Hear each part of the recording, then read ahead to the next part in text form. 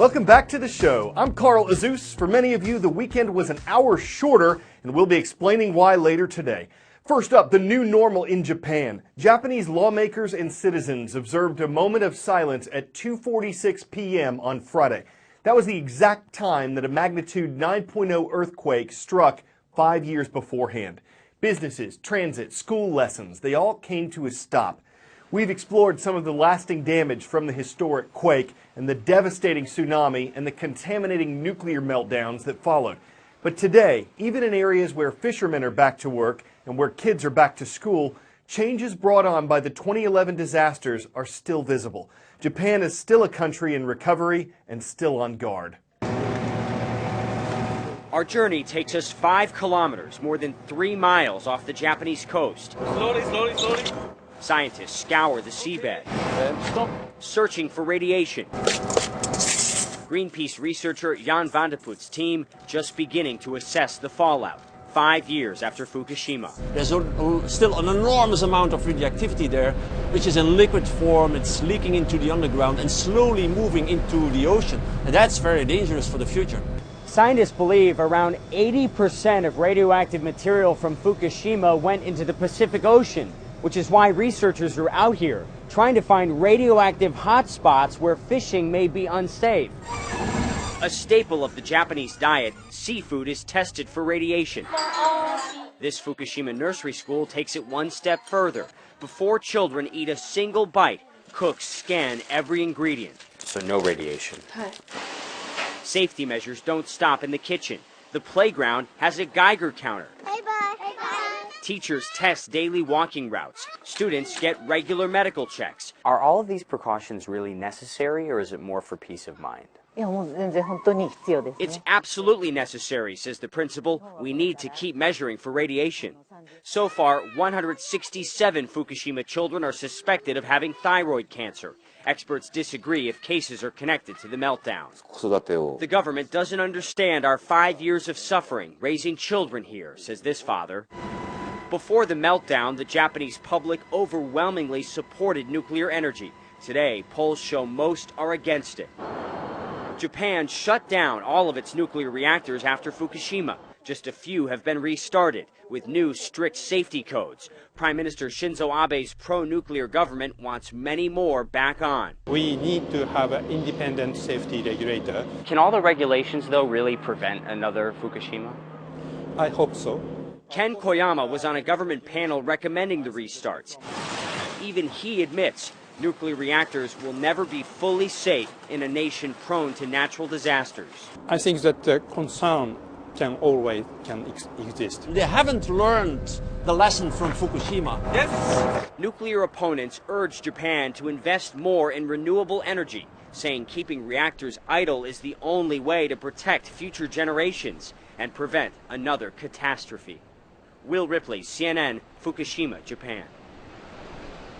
As international researchers race to find a treatment for the dangerous Zika virus, some scientists in South Africa are on the hunt for diseases before they hit the human population.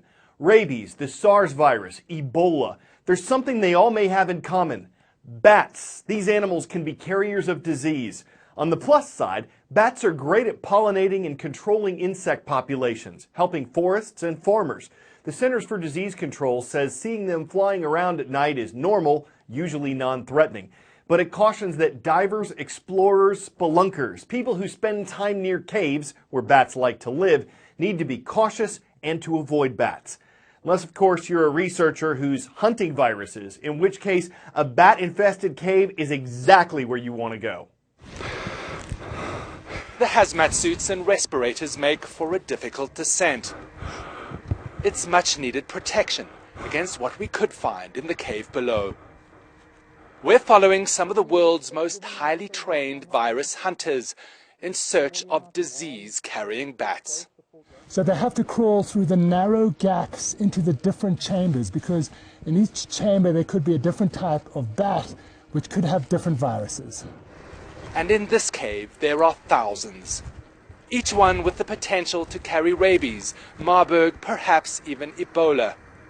This is another male. some of the world's most severe but least understood viruses. Even with Ebola, there's not a direct link between the human outbreaks from the bats. We see some evidence in the bats and we see human outbreaks, but we can't say that bat caused the human outbreak. So much is still unknown. Yeah, so a lot is still unknown.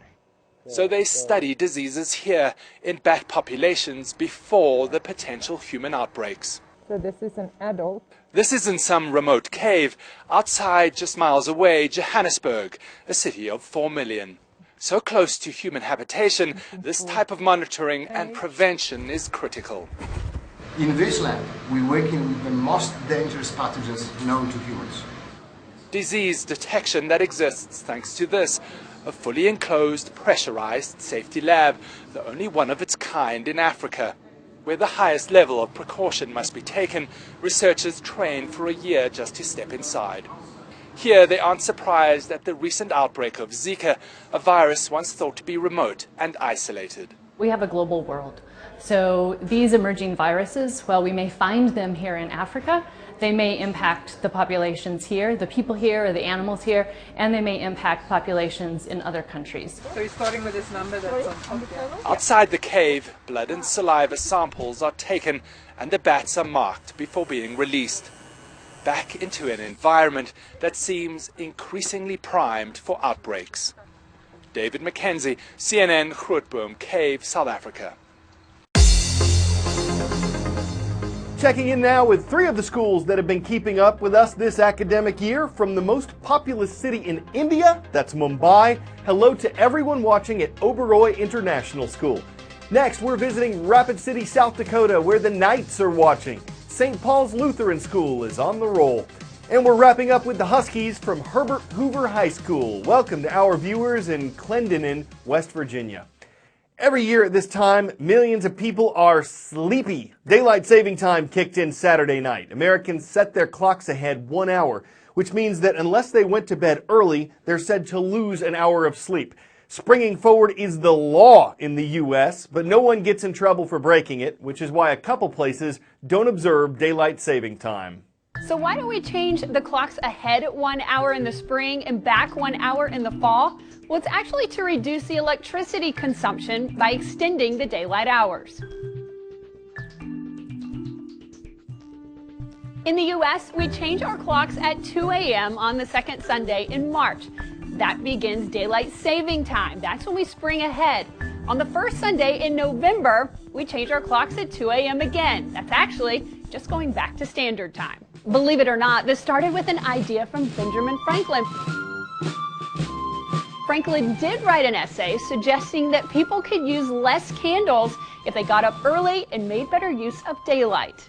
In 1918, the Standard Time Act established time zones and daylight saving time, but not all states participate. To this day, most of Arizona and all of Hawaii do not change their clocks. Over 70 countries across the world observe daylight saving time, with notable exceptions of China and Japan. In 2007, we actually changed the date of when we set our clocks back an hour to the first week in November. This helped protect trick-or-treaters by giving them an extra hour of daylight. One of the other lines of thinking was that we would have a better voter turnout on election years. Experts say each time you change your clocks, it's always a good idea to change those batteries in your smoke detector, and always look forward to fall when you get that extra hour of sleep. Argentina's Perito Moreno Glacier is growing. In some areas, the ice grows upward as high as 200 feet above part of Lake Argentina. Every so often, some of that ice collapses. So when there were signs another major break was on the way, this camera was there to capture this. A huge rupture, spilling massive waves of water. The last time a major collapse happened was in 2012.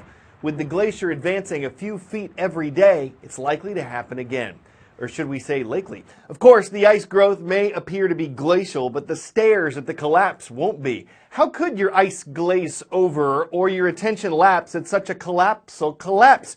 I'm Carl Azus, and we hope you'll chill with us again tomorrow.